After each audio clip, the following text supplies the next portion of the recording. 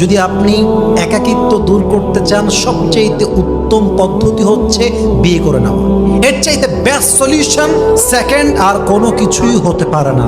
মাথায় রাখবেন, খুব দামি কথা বলছি, পৃথিবীতে সব কিছুর সঙ্গে ফাইট করা যায়, কিন্তু আল্লাহর দেওয়া যেই নেচার, এটার সঙ্গে মানুষ ফাইট করে কোলাতে পারে না। যেমন মাথা ব্যথা, এটা একটা আপনার জন্য নেচার।